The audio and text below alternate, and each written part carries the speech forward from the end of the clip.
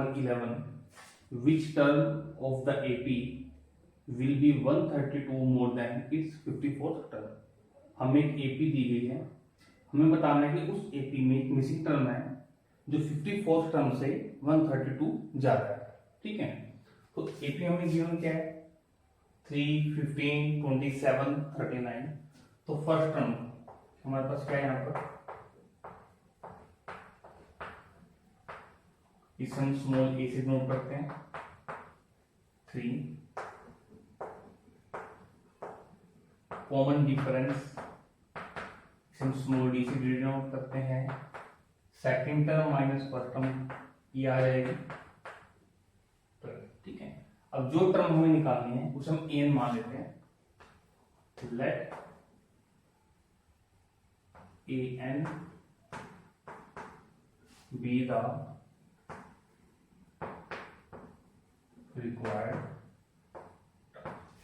N हमारे पास जो है रिक्वायर्ड टर्म है। अब कंडीशन हमें क्या गिवन है कि जो रिक्वायर्ड टर्म है वो 54th टर्म से 132 ज्यादा है। अगर हम 54th टर्म के अंदर 132 ऐड कर दें तो वो रिक्वायर्ड टर्म के इक्वल आ जाएगा। ठीक है, तो according to question required term अगर हम 54th टर्म में 132 ऐड कर दें तो दोनों इक्वल हों। अब एन को हम क्या लिख सकते हैं, a plus n minus 1 into d. A 54 को लिख सकते हैं ए प्लस 53 डी प्लस 132। अब हमें ए भी पता है डी पता है, एन हम निकाल सकते हैं।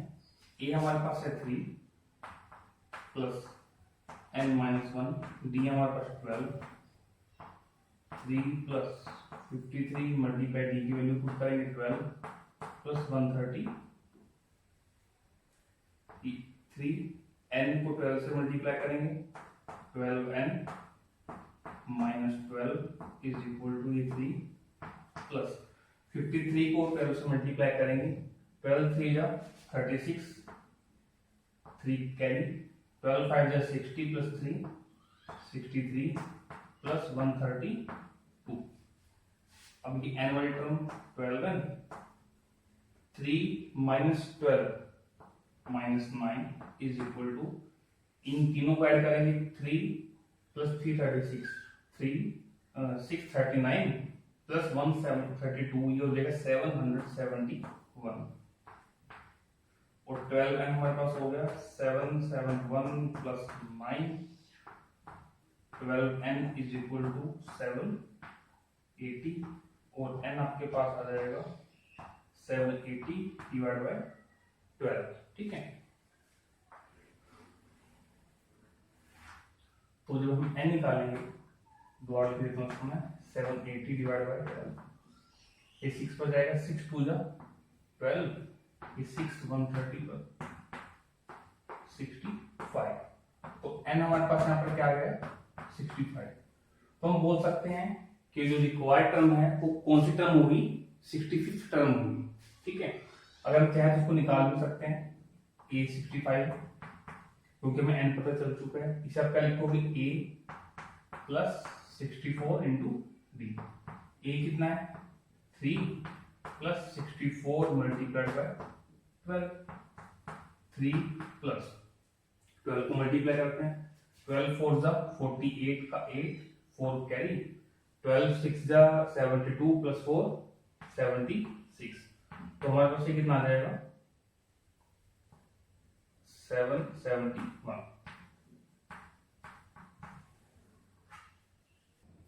Question number 12, two APs have the same common difference. The difference between their 100 term is 100. What is the difference between their 1000 term? हमें दो AP दी गई हैं और हमें बताया गया है कि इनकी जो कॉमन डिफरेंस है दोनों का वो सेम है और दोनों APs की 100 टर्म का डिफरेंस कितना है 100। हमें उनकी 1000 टर्म का डिफरेंस फाइंड आउट करना है। ठीक है, तो उसे कैसे करेंगे, let small a be the first term and small d be the common difference of first term। ठीक है, तो 100 टर्म ए 100 हमारे पास क्या हो जाएगा, ए प्लस 99 इक्वेशन नंबर 1। ठीक है, नाउ इसे लेट करेंगे, late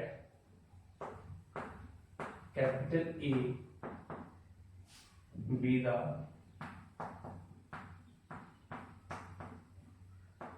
first term and small d be the common difference of second a। देखिए अब कॉमन डिफरेंस हमने दोनों में सेम रखा है स्मॉल डी, क्योंकि हमें गिवन है। तो यहां से सेकेंड एपी की 100 टर्म हमारे पास क्या हो जाएगी, ए प्लस 99 डी। इस इक्वेशन नंबर 2। अब अकॉर्डिंग टू क्वेश्चन हमें क्या दिए गए हैं कि दोनों टर्म्स की 100 टर्म का जो डिफरेंस है वो कितना है, 100। अब इक्वेशन 1 से हम दोनों वैल्यूज और इक्वेशन 2 से वैल्यूज पुट कर देंगे।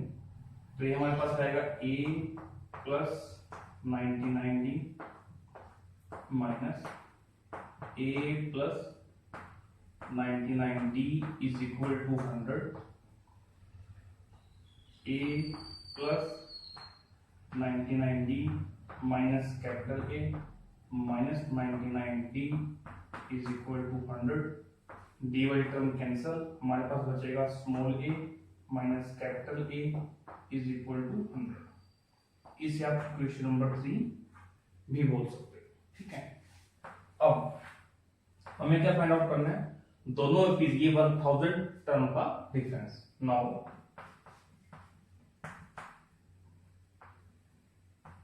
we have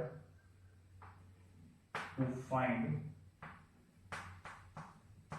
difference between their 1000 term. तो वो हमारे पास क्या होगा, 1000 और एक कैपिटल ये हमें फाइंड आउट करना है। अब A1000 को आप क्या लिख सकते हो, A plus 999D minus A plus 999D, bracket open करते हैं, A plus 999D minus A और माइनस 999। अब डी वाली टर्म्स कैंसिल, हमारे पास यहाँ पे बचा small a minus capital A, और ये वैल्यूज हमने कितनी निकाल रखी है इक्वेशन 3 में, 100। तो इज इक्वल टू लिख देंगे 100, और यहाँ पर ब्रैकेट में आप लिख सकते हो from equation 3। Question number 13, how many 3 digit numbers are divisible by 7। हमें ये बताना है कि कितने 3 डिजिट के नंबर्स हैं जो 7 से डिवाइड हो जाते हैं। तो पहले हमें चेक करना पड़ेगा। तो हमें पता है कि जो सबसे पहला 3 डिजिट का नंबर होता है वो क्या होता है, 100। ठीक है ना, तो हम 7 को डिवाइड करके देखते हैं 100 से, क्या डिवाइड हो जाएगा, 7 1 7 3 0 7 4 28 2 बचे। ठीक है ना, अब अगर हम इसमें से 2 माइनस कर दें तो क्या बचेगा, 98, जो 2 डिजिट का नंबर है जिसे हम नहीं ले सकते। अब ये डिवाइड कब होता, अगर यहां पर 7 आता। ठीक है ना, 7 कब आएगा, जब हम इसमें 5 ऐड और करेंगे। तो ये क्या बन जाएगा नंबर 105। चेक कर लेते हैं, 7 7, 7 5 यानी कि जो पहला नंबर है 3 डिजिट का वो क्या है 105। अब आगे आगे कौन सा होगा 112, हम 7 ऐड करके निकाल सकते हैं इस तरह से। अब लास्ट नंबर क्या होगा जो 7 को डिवाइड करता है 3 डिजिट का। अब हमें पता है कि सबसे बड़ा नंबर 3 डिजिट का है 999। इसे चेक करते हैं 7 से डिवाइड कर 7 1 7, 2 in 9 आता, 7 4 28, 1 9, 7 2 40। अब रिमाइंडर क्या बचा 5। तो अगर हम 5 को माइनस कर दें इसमें से तो क्या बचेगा 994 जो 7 से डिविजिबल होगा। चेक कर सकते हैं हम यहाँ पर 994, 7 1 7, ये 2 9, 7 4 28, 1 ये 4 आ गया, 7 2 40 डिवाइड। ठीक है, तो फर्स्ट नंबर हमें क्या मिला 105 और लास्ट 994। अब हम ध्यान से देखें कि सभी वो 3 डिजिट के नंबर्स हैं जो 7 से डिवाइड हो जाते हैं। अब हमें ये बताना है कि कितने होंगे। तो हम ध्यान से एक चीज और नोट करके कि हमारे पास एक एपी बन गई है जिसमें हमें ए पता है फर्स्ट टर्म में कितनी है 105, बी कॉमन डिफरेंस वो भी हम निकाल सकते हैं 112 माइनस 105 7, और लास्ट टर्म पता है हमें कितनी है 994 यानी कि हमें ए एन भी पता है। हमें ऐसे क्या निकालना है n number of terms. Calculation बी है ए कितना है 105, डी कितना हो जाएगा 7 एंड ए कितना है 994।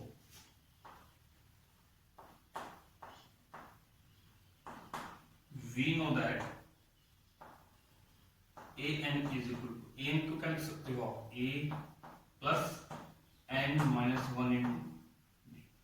अब हमें a n भी पता है कितना है, a भी पता है, d भी पता है और n हम ऐसे इजिली निकाल देंगे। a n की वैल्यू पुट करते हैं 994 is equal to a 105 plus n minus 1 और d है 7। अब 105 को लेफ्ट में ले आएंगे तो 994 minus 105 is equal to n minus 1 into 7। अब माइनस करते हैं, माइनस करने पर जाएगा 889 is equal to n minus 1 into 7। ठीक है, अब क्या 7 से डिवाइड हो जाएगा, चेक कर लेते हैं तो इजी हो जाएगा हमारे लिए। 8 8 9 7 1 जा 7 7 2 जा 14 4 8 9 7 7 बिल्कुल डिवाइड हो जाएगा। तो इसे हम लिख सकते हैं यहाँ से 889 divide by 7 is equal to बचा n माइनस 1 और ये हमारे पास 127 पर डिवाइड हो जाएगा पूरा is equal to n minus 1। 7 1 7 3 1 4 127। अब यहां से अगर हमें n निकालना है आसान हो गया, 127 1 इधर आके प्लस हो जाएगा इज इक्वल टू n। तो आंसर हमारे पास क्या आ जाएगा n इज इक्वल टू 128 यानी कि 3 डिजिट के 128 नंबर्स हैं। Question number 14, how many multiples of 4 lie between 10 and 250। जैसे क्वेश्चन नंबर 13 था उसी तरह से क्वेश्चन नंबर 14 है। अब हमें देखना है कि 4 के मल्टीपल मतलब जो नंबर्स 4 के टेबल में आते हैं और कौन कौन से नंबर जो 10 और 250 के बीच में है। अब हमें पता है कि 10 तो 4 के टेबल में नहीं आता, तो 10 के बाद क्या आता है 11 वो भी नहीं आता, उसके बाद 12 वो आता है। तो ये पता चल चुका है कि फर्स्ट नंबर क्या होगा 12 इसके बाद 16, 20, 24 ऐसे लिख सकते हैं। और लास्ट नंबर क्या होना चाहिए, या तो 250 हो या उससे कम। तो चेक करते हैं कि क्या 250 डिवाइड होगा इससे। 4 6 24 1 0 4 2 8। तो 2 क्या होगा रिमाइंडर, यानी अगर हम 2 कम कर दें 250 में से हमें क्या बचेगा 248। वो 4 से डिवाइड हो जाएगा, उसका मल्टीपल भी है। अब बिल्कुल जैसे क्वेश्चन नंबर 13 किया था वैसे ये 14 हो गया। अब यहाँ पर ए क्या है हमारे पास 12, डी यानी कॉमन डिफरेंस कितना है 16 माइनस 12 4, ए एन कितना है 248। फिर से वही बात, we know that a n is equal to a plus n minus 1 into d. एक एन की वैल्यू कितनी है 248, ए कितना है 12 प्लस एन माइनस 1 और डी हमारे पास 4। 248 minus 12 is equal to n minus 1 into 4। 12 minus करेंगे तो बचेगा 236 एन माइनस 1 इंटू 4। अब आगे इसको डिवाइड करते हैं तो इसको हम आगे लिख सकते हैं 236 divide by 4 is equal to n minus 1। 4 से डिवाइड करेंगे तो 4 5 25, 3 6 36, तो 4 9 36 एन माइनस 1। आगे इसको क्या लिखेंगे 59 plus 1 is equal to n, 60 is equal to n. तो नंबर ऑफ टर्म्स कितनी आ गई 60। Question number 15, for what value of n are the nth terms of two APs are equal. हमें अब दो एपी दी गई हैं। फर्स्ट एपी जो टर्म हो 63, 65, 67 अप टू सो ऑन, और सेकंड एपी है 3, 10, 17 अप टू सो ऑन चलती रहेगी। हमें बताना कि इन दोनों एपी में कौन सी टर्म इक्वल आएगी, ठीक है ना। तो हमें करना क्या है कि दोनों एपीज की nth टर्म निकाल लेंगे, या कहें कि जनरल टर्म निकाल लेंगे, दोनों को इक्वेट कर देंगे, वहां से हमारे पास n हमें मिल जाएगा। तो इन फर्स्ट एपी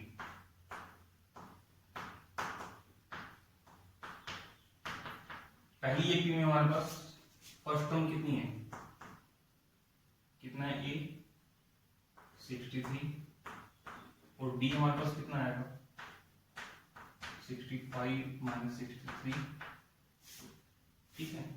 तो nth term of first AP, इसे आप ए स्मॉल एन से नोट कर सकते हो, वो क्या होगी a plus n minus 1 into d. अब वैल्यू पुट करते हैं, ए आपके पास कितना है 63, एन माइनस 1 और डी कितना आ गया, ठीक है। In second AP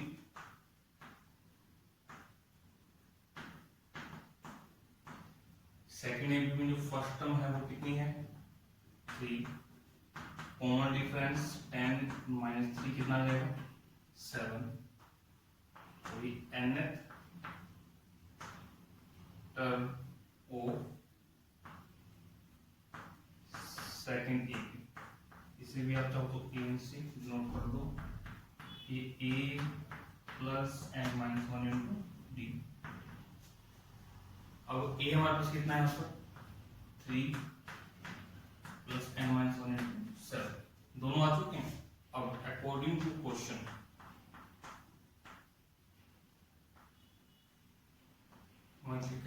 nth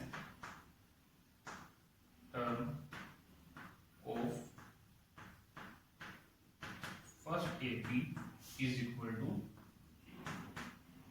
nth term of second AP. कहीं पे कि एन टर्म कितनी है हमारे पास 63 प्लस n माइनस 1 इंटू 2 और यहाँ पर है 3 प्लस n माइनस 1 इंटू 7। अब हमें यहाँ से सिर्फ n निकालना बाकी रह गया। इसे लिख सकते हैं हम 63 प्लस 2 को मल्टीप्लाई करेंगे तो 2n minus 2 is equal to 3 plus 7n minus 7। अब जितनी भी n वाली टर्म्स हैं वो हम राइट में इकट्ठा कर लेंगे और बगैर n वाली लेंगे। तो 63 माइनस 2 61। अब 3 माइनस 7 माइनस 4 इधर आकर के plus 4 is equal to 7n और minus 2n। 61 plus 4 65 is equal to 5n। तो इसको हम बोल सकते हैं कि हमारे पास क्या आ गया 5n किसके ऊपर आ गया 65 के। तो n कितना आ जाएगा 65 डिवाइड बाई 5 कटिंग करेंगे तो n कितना आ जाएगा 30। Question number 16 determine AP whose third term is 16 and seventh term exceed the fifth term by 12। हमें एक AP बतानी है उसकी, ठीक है ना। थर्ड टर्म हमें क्या दी गई 16,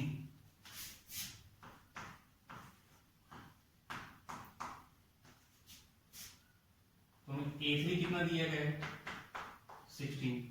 इसे हम लिख सकते हैं A plus 2D is equal to 16 equation number 1। और हमें दिया गया है seventh term exceeds the fifth term by 12, यानी कि जो हमारे पास सेवंथ टर्म है वो किसके इक्वल होगी अगर हम फिफ्थ टर्म के अंदर 12 को ऐड कर दें, ठीक है। तो A से हम क्या लिख सकते हैं A plus 6D is equal to A5 को A प्लस 4D प्लस 12, ठीक है। अब A और D को लेफ्ट साइड ले आते हैं तो हमारे पास बनेगा A प्लस 16, साइन चेंज होंगे minus A minus 4D is equal to 12। A से A cancel 6D minus 4D 2D is equal to 12 और D हमारे पास यहाँ से आ जाएगा 12 divide by 2 is equal to 6 आ गया, ठीक है। अब 6 आ गया जो D की वैल्यू को हम इक्वेशन 1 में पुट कर दें हमारे पास A आ जाएगा। Put value of D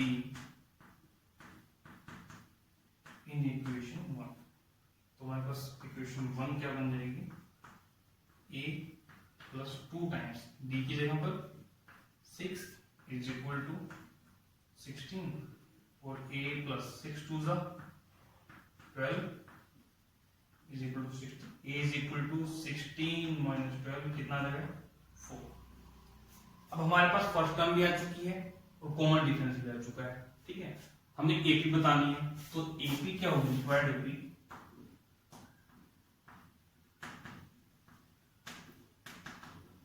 first term कितनी आ गई 4, सेकेंड टर्म क्या होगी 4 प्लस 6 10, थर्ड टर्म क्या होगी 10 प्लस 6 16, नेक्स्ट 16 प्लस 6 22, इस तरह से ही चलती है। Question number 17 find the 20th term from the last of the AP। हमें एक AP दी गई है और हमें इसकी 20th टर्म बतानी है लेकिन लास्ट से, ठीक है। तो उसके लिए हम क्या करेंगे हमारे पास जो AP दी गई है उसे हम रिवर्स ऑर्डर में लिख लेंगे, यानी कि जो लास्ट टर्म होगी उसे हम फर्स्ट टर्म मान लेंगे, सेकंड लास्ट टर्म को सेकंड टर्म मान लेंगे, थर्ड लास्ट टर्म को थर्ड टर्म मान लेंगे, ठीक है ना। तो देखिए कैसे करना है। Given AP is, given AP हमारे पास क्या है 3, 8, 13 और लास्ट में 253, ठीक है। अब ध्यान से देखिए कि कोई भी इसमें टर्म है वो अपनी पहले टर्म से 5 जा रहा है, 8 कितना जा रहा है 5, 13 8 से कितना जा रहा है 5। तो ये टर्म लास्ट है 253, इससे पहली टर्म क्या होगी, इससे 5 कम होगी, 248 होगी, ठीक है ना। तो इसे हम अब लिखेंगे रिवर्स ऑर्डर में लिखेंगे, rewrite AP in reverse order.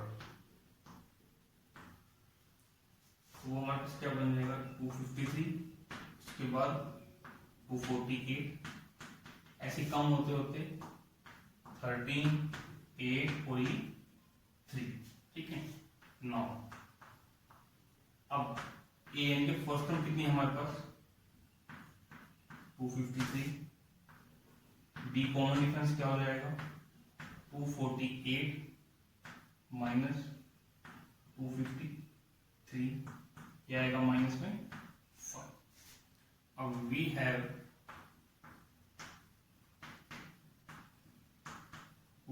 हमें क्या फाइंड करना है, A20 यानी कि 20th टर्म। इसे हम क्या, A20 को हम क्या कर सकते हैं,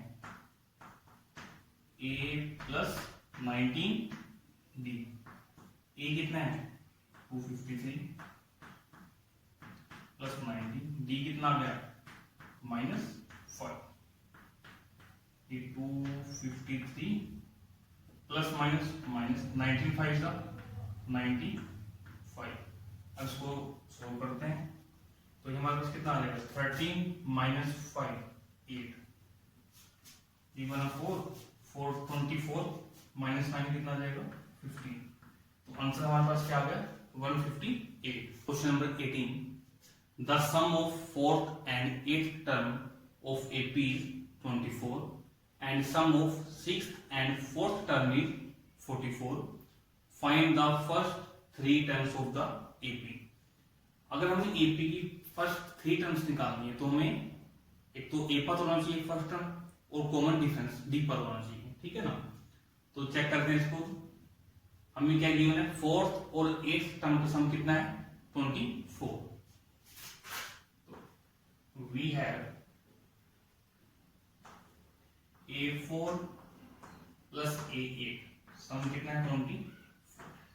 A4 को आप लिख सकते हो A plus 3D plus A8 को आप लिख सकते हो A plus 7D is equal to 24। A plus A कितने हो गए 2A, 3D plus 7D 10D is equal to 24। Clear, इसे आप इक्वेशन नंबर 1 मान लो। और हमें गिवन है sum of sixth and tenth term and A6 plus A10 कितना है ये 44। A6 को लिख सकते हैं हम A प्लस 5D, A10 को लिख सकते हैं A plus 9D is equal to 44। A plus A 2A, 5D plus 9D 14D is equal to 44, equation number. अब हमें इक्वेशन 1 और 2 को सोल्व करके A और D निकालना है, उसके बाद हम अपना आंसर निकाल सकते हैं, ठीक है। तो ध्यान से देखिए, दोनों के अंदर A की जो कोफिशिएंट्स हैं सेम है, तो हम दोनों को क्या करेंगे सब्ट्रैक्ट कर देंगे। Subtract equation 1 from equation 2। Equation 2 को लिख देते हैं पहले 2A plus 14D is equal to 44। Equation 1 है 2A plus 10D is equal to 24। Subtract करना है तो साइन चेंज, 2A से 2A कैंसिल, 14 माइनस 10D कितना हो जाएगा 4D, 44 माइनस 24 20, तो D आपके पास कितना आ जाएगा ऐसे 5। अब जब आपने D निकाल लिया तो सर इक्वेशन 1 या फिर इक्वेशन 2 किसी में पुट कर आप A निकाल सकते हैं। तो हम इसे इक्वेशन 1 में पुट करते हैं, put value of D in equation 1। तो ये इक्वेशन 1 हमारे पास क्या बन जाएगी 2a plus n multiply by d कितना है 5 इज इक्वल टू 24। तो ये 2a plus 50 is equal to 24। 2a is equal to 24 minus 50। 2a is equal to minus 26 और a हमारे पास आ जाएगा माइनस 26 डिवाइड बाई 2। सोल्व करने पर a की वैल्यू आ जाएगी माइनस 30। तो हमें फर्स्ट 3 टर्म निकालनी है। तो फर्स्ट 3 टर्म्स ऑफ APR क्या होंगी? a प्लस डी और a प्लस 2d। a कितना है हमारे पास है minus 30, a plus D minus 13 plus 5 और ये minus 13 plus 2 multiplied by 5 minus 13 minus 8 और ये माइनस 3। तो ये हमारा रिक्वायर्ड आंसर है। Subhadev started work in 1995 at an annual salary of rupees 5,000 and received an increment of rupees 200 each year. In which year did his income reach rupees 7,000? ठीक है, हमें क्या बताया कि सुब्बाराव ने 1995 में एक जॉब ज्वाइन की और उससे एनुअली कितने मिलते हैं? 5,000 मिलने शुरू हुए और हर साल 200 रुपए उसको इंक्रीमेंट की मिली। ठीक है ना, तो जब इसमें 200 ऐड करेंगे तो सेकंड ईयर में उसको कितने मिलेंगे? फिर 200 और फिर नेक्स्ट ईयर में ऐसे 5,400। ऐसे करते करते उसको 7,000 रुपए भी मिलेंगे। ठीक है ना, तो हमें ये बताना है कि कितने साल के बाद उसको 7,000 रुपीज मिलेंगे।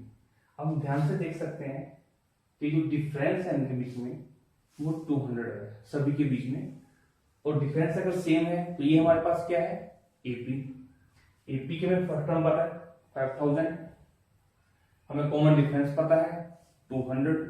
अब हमें पास ये क्या है? एन यानी कि nth टर्म है, हमें बताना है कि किस नंबर पर आ रही है, यानी कि हमें n निकालना है। अगर हम n निकालेंगे तो हम ये बता सकते हैं कि कितने टाइम के बाद या कितने इयर्स के बाद उसको 7,000 मिलेंगे। ठीक है, तो हमें अब क्या लिखेंगे? सैलरी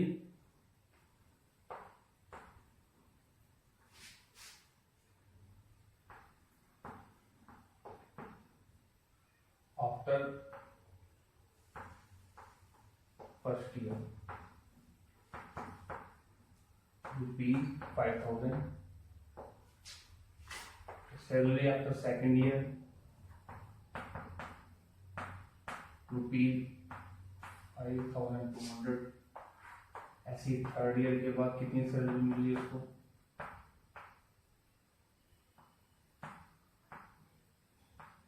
ठीक है, लिखेंगे लेट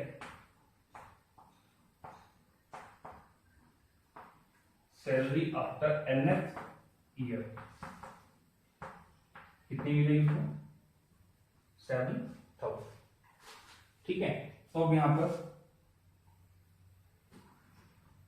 we observe that